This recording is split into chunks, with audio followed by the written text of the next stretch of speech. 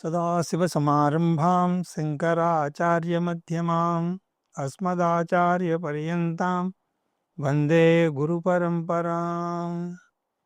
హరి ఓం. శ్రీ గురుభ్యో నమః. హరి ఓం. పార్థాయ ప్రతిబోధితాం భగవతా నారాయణేన స్వయం వ్యాసేన గ్రథితాం పురాణమునినాం మధ్యే మహాభారతం అద్వైతామృతవర్షిణీం భగవతీం అష్టాదశాధ్యాయినీం అంబ త్వామనుసందధామి భగవద్గీతే భవద్వేషిణీ. యం బ్రహ్మా వరుణేంద్ర రుద్రమరుతస్తున్వంతి దివ్యైస్తవైః వేదై సాంగపదక్రమోపనిషదై గాయంతి యం సామగా. ధ్యానావస్థితతద్గతేన మనసా పశ్యంతి యం యోగినః యస్యాంతం న విదుఃసురాసురగణా దేవాయ తస్మై నమః. ఓం శ్రీకృష్ణ పరబ్రహ్మణే నమః. హరి ఓం. స్మరవారం వారం కార్యక్రమంలో శ్రీమద్ భగవద్గీత జ్ఞాన యజ్ఞంలో 66వ రోజు అధ్యయనానికి మీ అందరికీ స్వాగతం. ఈ అధ్యాయంలో 32 శ్లోకాల వరకు కృష్ణ పరమాత్మ బోధను టూకీగా గనక మనం చూస్తే ఇక్కడ 4 అంశాలను చెప్పడం జరిగింది. ఒకటి బహిరంగ సాధనలు, రెండవది అంతరంగ సాధనలు, మూడవది ధ్యాన స్వరూపం, నాలుగవది ధ్యాన ఫలం. ఇప్పుడు మనం 5వ అంశంలోకి అడుగు పెడుతున్నాం.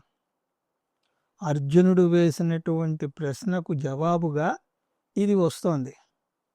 ఆ అంశం ఏమిటో ఇప్పుడు మనం చూద్దాం. 33 నుంచి 36 వరకు వచ్చేటువంటి శ్లోకాలు ధ్యాన ప్రతిబంధకాల గురించిన శ్లోకాలు. ధ్యాన ప్రతిబంధకాలను ధ్యాన అంతరాయాలు అని కూడా అనొచ్చు. 33 నుంచి 36 వరకు ధ్యాన విఘ్నాలు, వాటి పరిహారాలను మనం చూస్తాం. మన శాస్త్రాల్లో 4 రకాల విఘ్నాలను మనం చూస్తాం. గౌడపాదాచార్యులు తన మాండూక్య కారికలలో వాటిని చర్చించడం జరిగింది. మనోనిగ్రహం కింద వాటిని పేర్కొన్నారు. మనసో నిగ్రహయత్తా మభయం సర్వయోగినా దుఃఖక్షయ ప్రబోధాశ్చ ప్యక్షయ శాంతిరేవచ. మనోనిగ్రహం గురించి గౌడపాదుల వారు 9 శ్లోకాలలో వాటిని వివరించారు. మనస్సును నిగ్రహించలేకపోతే వేదాంతంలో బోధ వల్ల కలిగినటువంటి ఫలాన్ని మనం అనుభవించలేం. వేదాంత బోధ కేవలం బుద్ధిలో నిలుస్తుంది, కానీ మన దైనందిన జీవితంలో దాన్ని మనం పాటించలేం. ఎందుకు అంటే మనకు జ్ఞానం లేక కాదు, మనోనిగ్రహం లేక. అలాగని చెప్పి అందరికీ మనోనిగ్రహం లేదు అని కూడా చెప్పలేం. కొంతమంది వేదాంత బోధను అర్థం చేసుకుని ప్రత్యక్షంగా దాని ఫలమైనటువంటి శాంతిని, భద్రతలను పొందుతారు. అంటే వారి మనస్సు ప్రశాంతంగా, కలతలు లేకుండా, తేలిగ్గా, ఆనందంగా ఉంది అని అర్థం. మనస్సు వారికి ప్రతిబంధకంగా లేదని అర్థం. మనస్సు ప్రతిబంధకంగా ఉంది అని ఎలా తెలుస్తుంది అంటే, మనం వేదాంతం నేర్చుకున్నా కూడా వేదాంతం మన మనస్సులో ఏదో ఒక మూల నిలిచిపోయి మన దైనందిన జీవితంలో భావోద్రేగాలు కొనసాగుతూ ఉంటే మనోనిగ్రహం లేదు అని అర్థం. అప్పుడు మనకు 2 వ్యక్తిత్వాలు ఉన్నట్టు లెక్క. ఒకవైపు గంటా బజాయించి అహం బ్రహ్మాస్మి అని చెప్తూ ఉంటాం. అంతేకాదు, ఉపనిషత్తుల్లోని మంత్రాలన్నింటినీ కూడా ఆసువుగా ఉటంకిస్తూ ఉంటాం. ఇంకా మాట్లాడితే అందరికీ బోధ చేసి గొప్ప గురువుగా కూడా పేరు పొందుతాం. కానీ భావోద్రేగాల విషయానికి వచ్చేసరికి నిరాశ, నిస్పృహలు, అశాంతి, ఒత్తిడి, బెంగ ఇవేవి ఏమాత్రం కూడా తగ్గలేదు. అంటే ఏమిటి అర్థం? మనం నేర్చుకున్న దానికి, మనం జీవిస్తున్న విధానానికి మధ్య చాలా దూరం ఉన్నది. ఇదే గనక మన పరిస్థితి అయితే మన సమస్య జ్ఞానం లేకపోవడం వల్ల కాదు, మనస్సును అదుపులో పెట్టుకోలేకపోవడం వల్ల. దానికి మనోనిగ్రహం అనే మానసిక అభ్యాసం కావాలి. అలా అంటుంది శాస్త్రం. ముందే చెప్పినట్టుగా ఈ మానసిక సాధన అందరికీ అవసరం లేదు. నేర్చుకున్నది ఆచరణలో పెట్టలేని వారికి కావాలి. వేదాంతం నేర్చుకుని కూడా లాభం లేదు అనుకునే వారికి సమస్య అన్నది వేదాంతం వంటబట్టడంలో లేదు, వేదాంతాన్ని ఆచరణలో పెట్టనీయకుండా చేస్తున్నటువంటి మనస్సులో ఉన్నది. ఇంకో విధంగా చెప్పాలి అంటే వారి బుద్ధి పదునుగా ఉన్నది, కానీ రాగద్వేషాలతో కూడినటువంటి మనస్సు మాట వినడం లేదు. ఈ సమస్య అందరికీ ఎందుకు లేదు?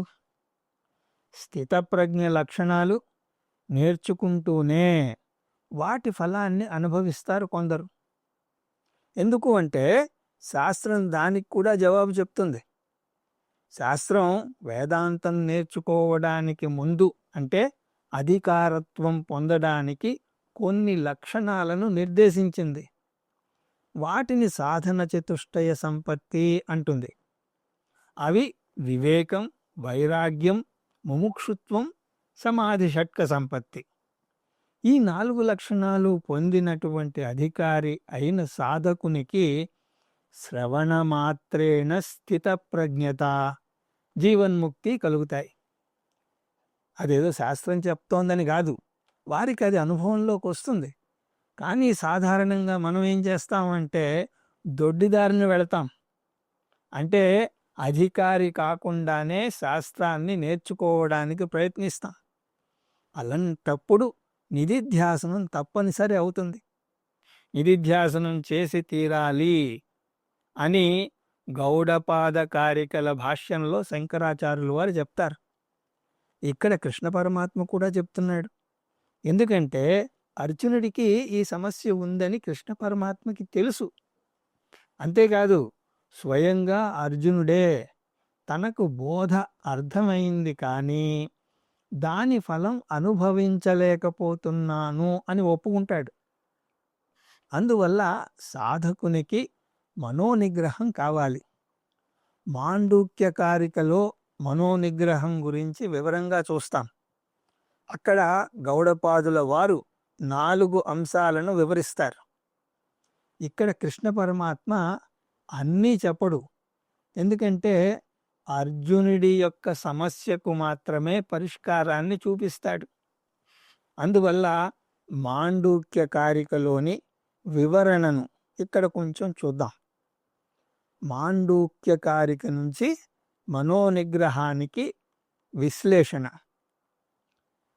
మనస్సును ధ్యానం చెయ్యనివ్వకుండా అడ్డుపడే ఆటంకాలు 4 ఉన్నాయని, అవి లయం, విక్షేపం, కషాయం, రసాస్వాదం అని అంటుంది. లయం అంటే, లయ అంటే మనస్సు నిద్రాస్థితిలోకి వెళ్ళడం. ఇలా ధ్యానంలో కూర్చుంటామో లేదో అలా నిద్ర ముంచుకొచ్చేస్తుంది అంటారు చాలామంది. అలా నిద్ర వచ్చినందుకు సిగ్గుపడతారు కూడా. కానీ నిజానికి అది వారికి ఒక్కరికే సమస్య కాదు, అందరి సమస్య. అందువల్లనే సామూహిక ధ్యానాల్లో లైట్లు ఆర్పేసి ధ్యానం చేయిస్తారు. మొదటి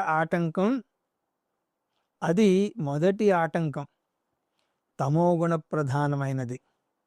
రెండవది విక్షేపం. ఇక్కడ మనస్సు నిద్రాస్థితిలో ఉండడమే కాదు, మనస్సు ఇంకొక విపరీత స్థితిలో కూడా ఉంటుంది. అంటే చాలా చంచలంగా ఉండి ప్రపంచమంతా తిరిగి వస్తుంది.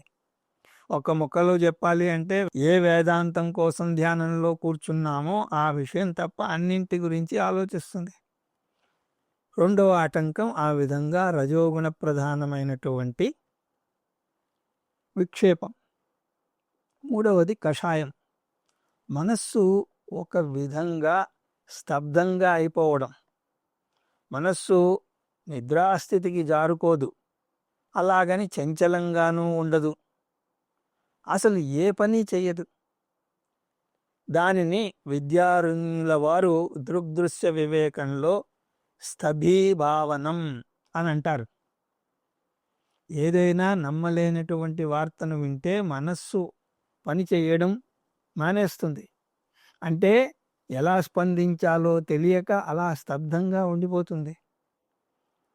Home they brought her warrior dead అని ఒక ఆంగ్ల పద్యం ఉన్నది.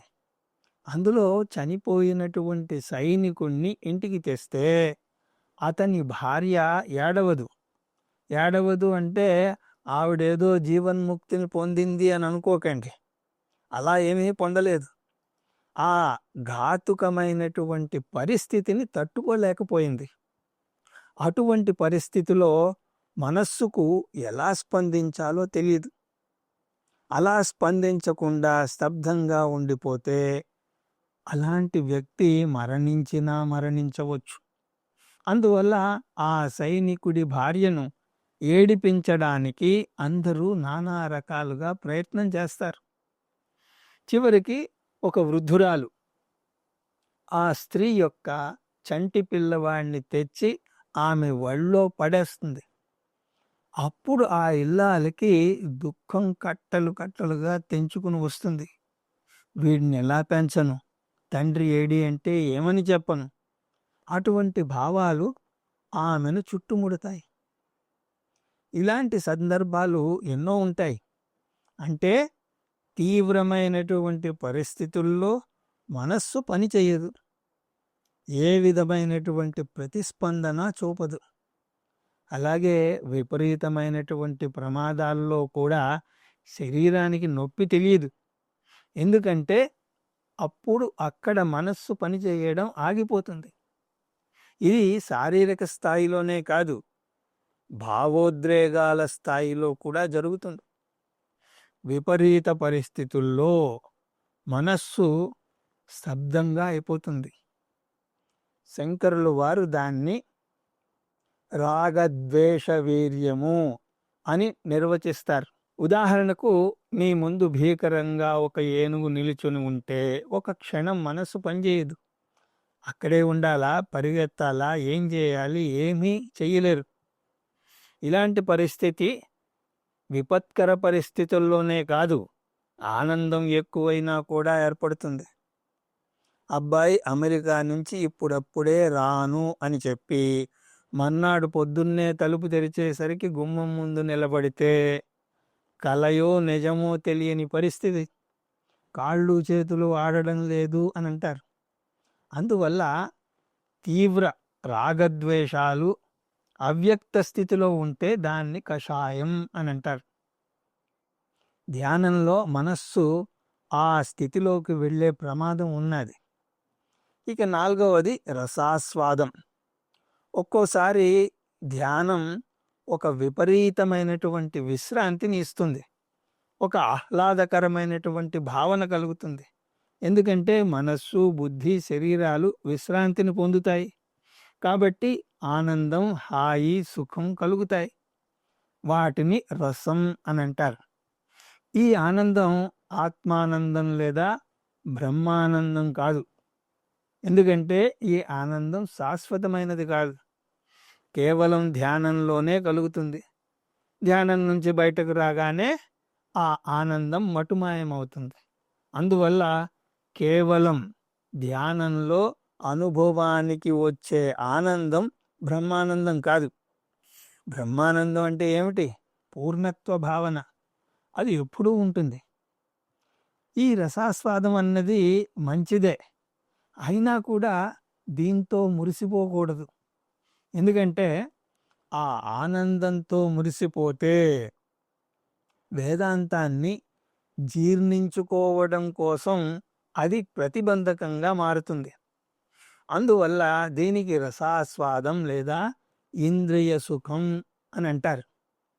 పైగా ఎప్పుడైతే ఒక వ్యక్తి ఈ రసాస్వాదం పొందుతాడో అప్పుడే ఆ ధ్యానం నుంచి బయటకు రావడానికి ఇష్టపడ్డు. ఎంతసేపు ధ్యానంలోనే ఉండాలి అని అనుకుంటాడు. ధ్యానం మాని పని చెయ్యాల్సి వస్తే చిరాకు పడతాడు. ఎవరైనా ఫోన్ చేస్తే మండిపడతాడు. ఎవరైనా పిలిస్తే చిటపటలాడుతాడు. ఎవరైనా వస్తే ఎగిరి పడతాడు. ఎందుకంటే ధ్యానం అతనికి ఒక వ్యసనంలాగా మారుతుంది. వేదాంత ధ్యానం లేదా నిధిధ్యాసనం ఈ ఆనందాన్ని అనుభవించేందుకు కాదు చేసేది, పూర్ణత్వాన్ని అనుభవించేందుకు చేస్తాం. అది కూడా సర్వకాల సర్వావస్థలలోనూ అనుభవించేటందుకు. ధ్యానంలోనే ఆ ఆనందం పొందితే అది నిత్యానందం కాదు, జ్ఞాని ఆనందం నిత్యానందం. పశ్యన్ శృణ్వన్ స్పృశన్ జిగ్రన్ అంటూ ఏది చూస్తున్నా, ఏది వింటున్నా, ఏది ముట్టుకున్నా, ఏది వాసన చూసినా జ్ఞాని ఆనందిస్తాడు. అందువల్ల ధ్యానంలో కలిగే రసాస్వాదం కూడా మనకు ఆటంకమే. ఆ విధంగా ధ్యానంలో కలిగే 4 ఆటంకాలు లయం, విక్షేపం, కషాయం, రసాస్వాదన. వీటిని తొలగించుకునేందుకు కూడా గౌడపాదుల వారు సూచించినటువంటి మార్గాన్ని ఒకసారి మనం చూద్దాం. ధ్యాన ప్రతిబంధకాలు, దానికి పరిహారాలు. లయ పరిష్కారం ఏమిటి అంటే నిద్రాస్థితిని 2 రకాలుగా ఎదుర్కోవచ్చు. నిద్ర కలిగే కారణాన్ని తొలగించడం ద్వారా, ఇంకొకటి అభ్యాసం ద్వారా. ధ్యానంలో నిద్ర ఎందుకు వస్తుంది? శాస్త్రమే ప్రతి ఒక్క విషయానికి కూలంకుషంగా చర్చిస్తుంది. మనం దాన్ని చదివి అర్థం చేసుకుంటే చాలు. అవి బహు అసన అజీర్ణ అంటే అతిగా తినడం, అజీర్ణం చెయ్యడం. అతిగా తిని ధ్యానంలో కూర్చుంటే రక్త ప్రసరణ అంతా కూడా దానికే వెళ్ళిపోతుంది. అజీర్ణం చేస్తే కడుపు మందంగా ఉంటుంది. కడుపు మందంగా ఉంటే బుద్ధి కూడా మందంగా ఉంటుంది. నిద్రాశేషం కూడా ఇంకో కారణం. శరీరానికి కొంత శాతం నిద్ర అవసరం. మీరు అతి ఉత్సాహంతో అర్ధరాత్రి 2 గంటలకు లేచి 6 దాకా ధ్యానం చేస్తే మీ మనస్సుకు, శరీరానికి కావలసినటువంటి విశ్రాంతిని భంగపరిచిన వారవుతారు. అప్పుడు అవి ఆగు, మాకు కూడా సమయం వస్తుంది, నువ్వు గీతాబోధలో కూర్చున్నప్పుడు నీ పని పడతాము అని అంటాయి. అందుకని వాటికి తగిన విశ్రాంతిని ఇవ్వాలి. నిద్రాశేషం, అతిగా తినడం, అజీర్ణం ఇవి కారణాలు. ఇంకో అంశం అభ్యాసం. మనసుకు ఎన్నడూ ధ్యానం చేసే అలవాటు లేదు. అది పవీలియన్ సూత్రాన్ని పాటిస్తుంది. అదేమిటంటే ఒక కుక్కకు 2 రోజులు గంట కొట్టి దాని వెంటనే ఆహారం పెడితే 3వ రోజు గంట కొట్టగానే ఆహారం కోసం చూస్తుంది. అది కుక్క అవనవసరం లేదు. మనం కూడా అంతే. భోజనం సమయం కాగానే ఆకలి వేస్తుంది. దాన్ని అసోసియేషన్ థియరీ అని అంటారు. మామూలుగా మనం ఎప్పుడు నిశ్శబ్దంగా కూర్చుంటాం? పనులన్నీ మానేసి ఇంద్రియాలను ఉపయోగించకుండా నిశ్శబ్దంగా ఉండేది ఎప్పుడు? నిద్రపోయే ముందు. కళ్ళు మూసుకుని పనులు మానుకుని కూర్చుంటే పాపం మనస్సు ఓహో నిద్రపోవాలి కాబోలు అని అనుకుంటుంది. ఇప్పుడు ఇతను కూర్చునే నిద్రపోతాడు కాబోలు అని అనుకుంటుంది. అందువల్ల మనస్సుకి శిక్షణ మనం ఇచ్చుకోవాలి. ఓ మనసా, నేను నిద్రపోవడం లేదు, ధ్యానం చెయ్యబోతున్నాను అని చెప్పుకోవాలి. అలా అభ్యాసం ద్వారా మనస్సు నేర్చుకుంటుంది. ఈ విధంగా నిద్ర సమస్యను పారద్రోలవచ్చు. రెండోది, విక్షేపానికి పరిష్కారం ఏమిటి అంటే, చంచలమైనటువంటి మనస్సును ఎలా అదుపులో పెట్టాలి అంటే, అభ్యాస వైరాగ్యాల ద్వారా అదుపులో పెట్టాలి. కృష్ణ పరమాత్మ కూడా వీటి గురించి వివరంగా చెప్తాడు. అప్పుడు విక్షేప పరిష్కారాన్ని చూద్దాం. మూడవది, కషాయం యొక్క పరిష్కారం. అనేక కారణాల వల్ల మనస్సుల్లో అనేక భావాలు అణగదొక్కిబడి ఉంటాయి. అవి కోపం, బాధ, దుఃఖం, అపరాధ భావన, ఈర్ష్య, ఏదైనా కావచ్చు. అవి మనసు విప్పి చెప్పుకునేవి కావు. అవి మనస్సును స్తబ్దంగా చేయవచ్చు. అందువల్ల ధ్యానంలో కూర్చుంటే వీటి వల్ల మనస్సు స్తబ్దంగా అవ్వచ్చు. కానీ ఏ కారణం వల్ల మనస్సు అలా అయిందో తెలియదు.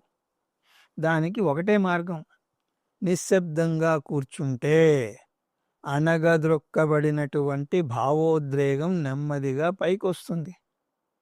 1995లో నా భార్య నన్ను ఇలా అన్నది. ఇప్పుడు 2025 అయినా నాకు ఇంకా ఆ బాధ పోలేదు.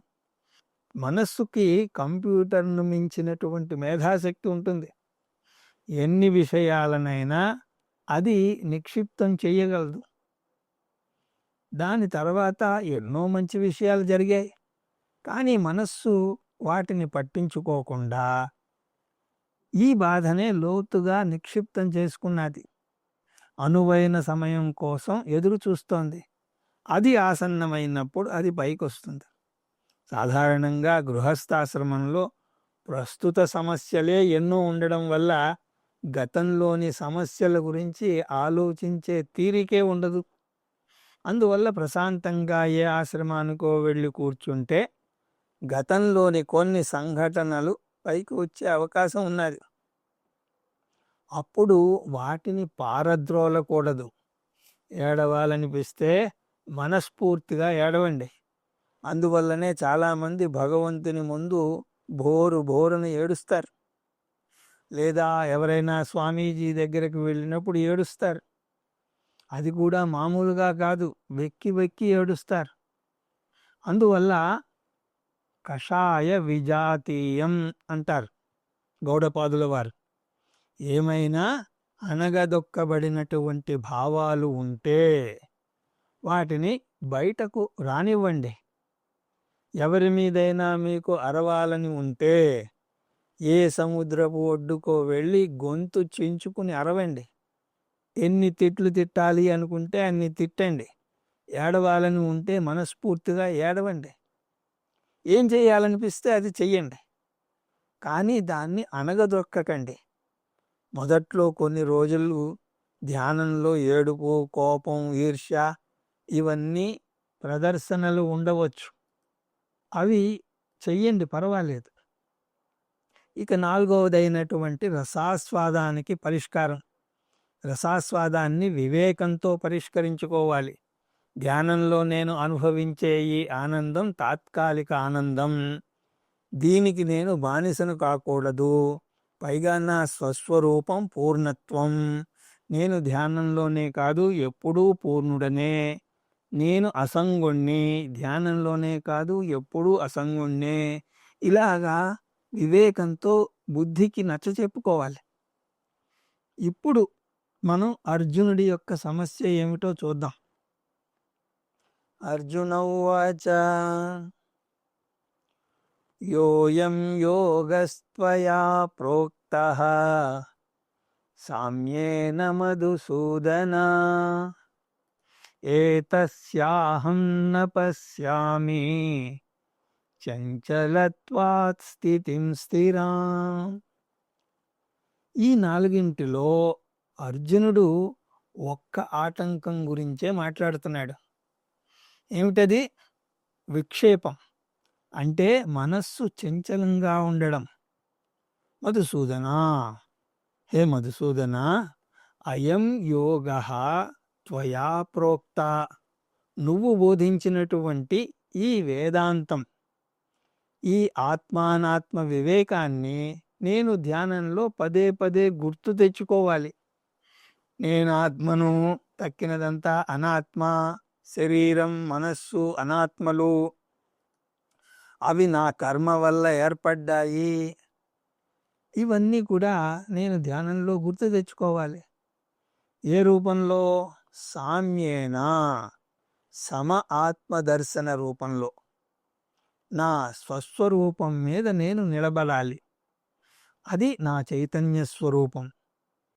శరీరం మనస్సు మార్పులకు లోనవుతాయి, కానీ మారుతున్న వాటికి సాక్షిగా చూసే నేను మాత్రం మార్పు చెందని చైతన్యాన్ని.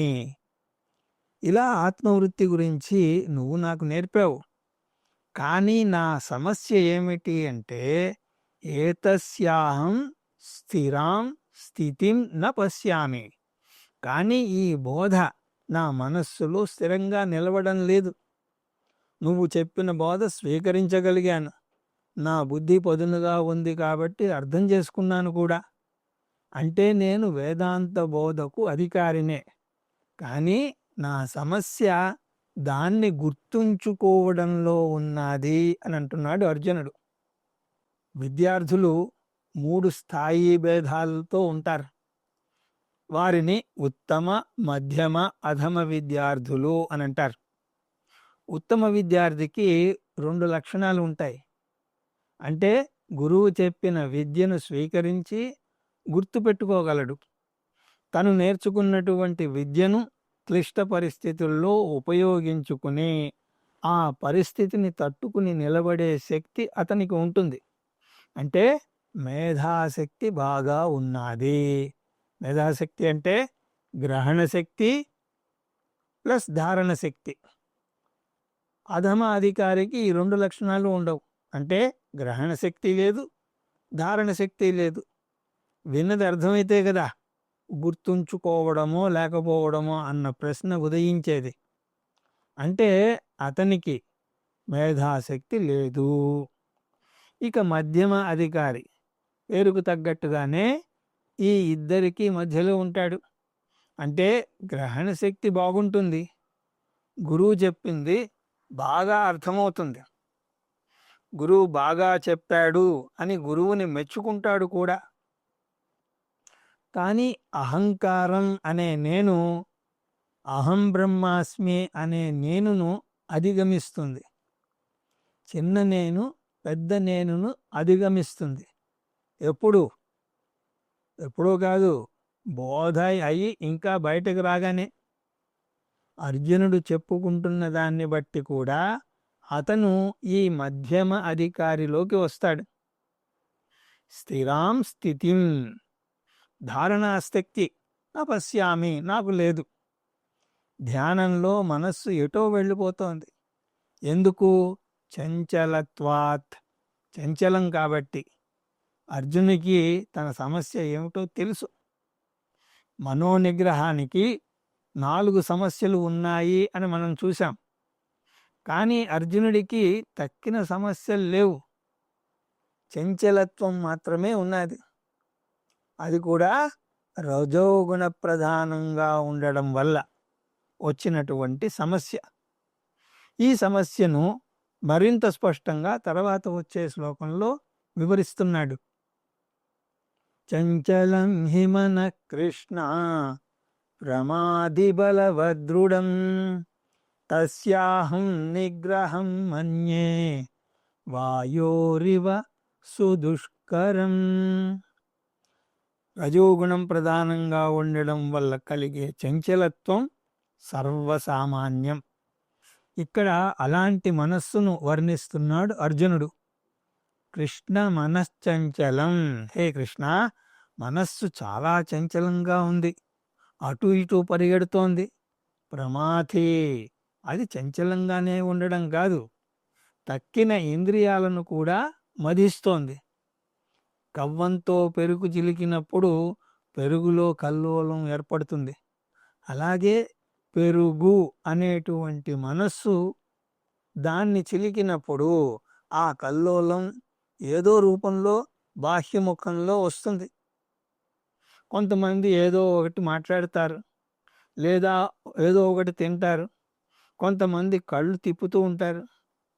మనం మాట్లాడుతున్నప్పుడు కొంతమంది స్థిరంగా కళ్ళు మన మీద నిలపలేరు. అంటే వారు ఏకాగ్రతతో మనం చెప్పేది వినడం లేదు. వారి మనస్సు వెనక కళ్ళు కూడా తిరుగుతున్నాయన్నమాట. కొంతమంది అలా మనస్సు చంచలంగా ఉన్నప్పుడు ఒక చోట కుదురుగా కూర్చోలేరు. అటు ఇటు పచారులు చేస్తారు. వీటన్నింటికీ కారణం ఒక్కటే. మనస్సు రజోగుణంతో ఉన్నప్పుడు శరీరం కూడా రజోగుణంలోకి వస్తుంది. అంటే శరీరం కూడా చంచలంగా ఉంటుంది. ఈ విషయం మొదటి అధ్యాయంలోనే మనం గమనించాం. అర్జునుడు శోకంలో పడ్డప్పుడు అతని శోకం ఇంద్రియాలకు శరీరానికి కూడా ప్రవహించింది. అందువల్ల ప్రమాధి అంటే పంచ జ్ఞానేంద్రియాలు పంచ కర్మేంద్రియాలను కూడా మనస్సు మధించేస్తోంది. బలవత్ మనస్సు చాలా బలమైనది. అది చంచలంగా ఉన్నప్పుడు బుద్ధి మాట కూడా వినదు. మీరు హడావిడిగా విమానాశ్రయానికి వెళుతున్నప్పుడు ఏ ట్రాఫిక్ జామ్లోనే ఇరుక్కున్నారనుకోండి, మీరు ఎంత కంగారు పడి హారన్ మ్రోగించినా కూడా లాభం లేదు. సిగ్నలు అది పడాల్సిన సమయానికే పడుతుంది. ఈ విషయం అంతా కూడా తార్కికంగా ఆలోచించే బుద్ధికి తెలుసు. బుద్ధి మనస్సుకు నచ్చచెప్పడానికి ప్రయత్నించినా కూడా అటువంటి పరిస్థితుల్లో మనస్సు వినదు. బుద్ధి మీద కూడా అదే పెత్తనం చెలాయిస్తుంది. నిజానికి మనస్సును అదుపులో పెట్టేది బుద్ధి. కఠోపనిషత్తులో రథకల్పన అని వస్తుంది. అందులో మనస్సును పగ్గాలతోనూ బుద్ధిని రథసారథితోనూ పోలుస్తారు. అంటే రథసారథి చేతిలో పగ్గాలు ఉన్నట్టుగా బుద్ధి చేతిలో మనస్సు ఉండాలి. కానీ రాగద్వేషాలు తీవ్రంగా ఉన్నప్పుడు మనస్సు బుద్ధి మాట వినదు. నేను బ్రహ్మను, నేను నిత్యముక్తుడను అని ఎంత తెలిసినా కూడా మనస్సు సతాయిస్తూనే ఉంటుంది. ఎందుకు? అది బుద్ధి కన్నా బలవంతమైనది. బుద్ధిని కూడా జయిస్తుంది. దృఢం, అది దృఢమైనది. అది చేసే పని అది దృఢంగా చేసి తీరుతుంది. ఉదాహరణకు కాఫీ తాగుదామనే నిర్ణయం బుద్ధి తీసుకున్నది. కానీ కాఫీ తాగాలా టీ తాగాలా అంటే కాఫీ తాగుదాం అని బుద్ధి నిర్ణయిస్తుంది. కానీ వరుసగా కొన్ని రోజులు కాఫీ తాగాక అది వ్యసనమై కూర్చుంటుంది. దాన్ని మాందామని బుద్ధి నిర్ణయించుకున్నా కూడా మనస్సు ఒప్పుకోదు. మనస్సు బుద్ధిని అధిగమించి పరిస్థితిని తన అదుపులోకి తీసుకుంటుంది. అందువల్ల బుద్ధి వద్దన్నా కూడా మనస్సు చేసి తీరుతుంది ఆ పనిని. మనస్సు చంచలంగా ఉండి బాహ్యముఖంగా ఉండడం వల్ల ఎక్కడెక్కడికో వెళ్ళి వస్తుంది. అది కూడా నా ఇష్టం వచ్చినట్టు కాదు, దాని ఇష్టం వచ్చినట్టు తిరుగుతుంది. అంతేకాకుండా ఇంద్రియాలను కూడా అదుపులోకి తీసుకుంటుంది. బుద్ధిని అదుపులోకి తీసుకుంటుంది. మధుసూదన సరస్వతి బలవత్ అన్న పదానికి విచారేణ అపి జేతుం న సక్తుం అని వివరిస్తారు. అంటే మనస్సుతో వాదించినా కూడా, మనస్సుకు నచ్చజెప్పినా అది మాట వినదు. తా పట్టిన కుందేటికి మూడే కాళ్ళు అని అంటుంది. అది ఏదైనా ఒక విషయం మీదనో ఒక వ్యక్తి మీదనో ఆలోచిస్తూ ఉంటే ఆ ఆలోచన నుంచి మనస్సుని లాగలేం. బలవత్ అంటే అది స్వతహాగా బలమైనది. దృఢం అంటే ఒక వస్తువు మీద దాని పట్టు చాలా దృఢంగా ఉంటుంది. నిజానికి ఈ విషమ పరిస్థితిని ప్రతి ఒక్క వేదాంత శిష్యుడు ఎదుర్కోవాల్సి వస్తుంది. 2 మనస్సులు ఉంటే ఎంత బాగుండు. ఒకదాన్ని ఇంట్లో పెట్టి ఇంకొక దాన్ని బోధకు తెచ్చి ఆత్మబోధ వినిపించి ఉండగలిగే వారం కదా అని అనిపిస్తుంది. బుద్ధి నువ్వు ఆత్మవు, ఆనంద స్వరూపుడవు, బెంగపడకు అని అంటుంది. మనస్సు బెంగపడకుండా ఉండదు. దీన్ని వాసన అని అంటారు. దీనికి పరిష్కారం ఒక్కటే, మళ్ళీ నెమ్మదిగా మనస్సుకు నచ్చ చెప్పుకోవాలి. మద్యం తాగే అలవాటు ఉన్న వ్యక్తి ఒక్కసారిగా మద్యం మానలేడు. శరీరం సహకరించదు. అతను కొన్ని వారాలు, కొన్ని నెలలు, కొన్ని సంవత్సరాలు శరీరంతోనూ మనస్సుతోనూ యుద్ధం చేయాల్సి ఉంటుంది. నిజానికి వేదాంతం ప్రకారం మనమంతా కూడా మందుబాబులమే. మనం ఈ రాగద్వేషాలనే మత్తు మందుకి అలవాటు పడ్డాం. దాని నుంచి ధ్యానము అనే ఆసుపత్రిలో చేరి బయటపడాలి. దానికి కూడా వారాలు, నెలలు, సంవత్సరాలు పట్టవచ్చు. కానీ ఎప్పుడో అప్పుడు మనసు యొక్క పిడికిలి నుంచి బయటపడాలి. ఒక వేదాంతి గురించి మనం నేర్చుకున్న విషయం ఎప్పుడూ మనం గుర్తుపెట్టుకోవాలి. అతని ఆస్తి అంతా కోల్పోయాడు అని అతను విన్న మరుక్షణం ఏంటి అని అన్నాడు. అది తనకు వాసనల వల్ల ప్రభావంతో వచ్చినటువంటిది. వెంటనే గీతాబోధ గుర్తుకొచ్చింది. వెంటనే ఏమన్నాడు, అయితే ఏమిటి అని అన్నాడు. మనం కూడా ఏమిటి నుంచి అయితే ఏమిటికి ప్రయాణం చేయాలి. వాట్ నుంచి సో వాట్ దాకా ప్రయాణం చేయాలి. ఈ రెండింటి మధ్య ఉన్న దూరాన్ని మనం తగ్గించుకుంటూ రావాలి. అది వాసనాక్షయాన్ని బట్టి ఉంటుంది. అవి క్షయమయ్యేంత వరకు మనస్సు దృఢంగా ఉంటుంది. తస్య నిగ్రహం సుదుష్కరం. మనస్సును దాని స్వతసిద్ధమైనటువంటి స్పందనల నుంచి బలహీనపరచడం చాలా కష్టం. దుష్కరం అంటేనే కష్టం, సుదుష్కరం అంటే చాలా కష్టం. అహం మండే అని నేను భావిస్తున్నాను. వాయోరివ, వాయువుని అదుపులో పెట్టడం ఎంత కష్టమో మనస్సును కూడా అదుపులో పెట్టడం అంతే కష్టం. ఓ మనసా, బెంగపడడం మానేయి అని చెప్తే అది మిమ్మల్ని చూసి ఒక వెర్రి నవ్వు నవ్వి దాని పని అది చేసుకుపోతుంది. అందువల్ల మద్యం మానాలనుకునేవారు ఆసుపత్రిలో చేరి దాని సహాయం తీసుకుంటారు. అలాగే ఇక్కడ అర్జునుడు కృష్ణ పరమాత్మ సహాయాన్ని కోరుతున్నాడు. శిష్యస్తేహం సాధిమాం త్వాం ప్రపన్నం అని ముందే చెప్పుకున్నాడు కదా. నువ్వు నా భావోద్రేకాల నుంచి, అనారోగ్యకరమైనటువంటి మానసిక చంచలత్వం నుంచి నువ్వే రక్షించు అని అన్నాడు. అప్పుడు భగవానుడు అర్జునుడి యొక్క ప్రశ్నకు సమాధానం చెప్తున్నాడు. ఏమిటా కథ, ఏమిటా బోధ అన్నది తర్వాత తరగతుల్లో దర్శించే ప్రయత్నం చేద్దాం. హరి ఓం తత్సత్.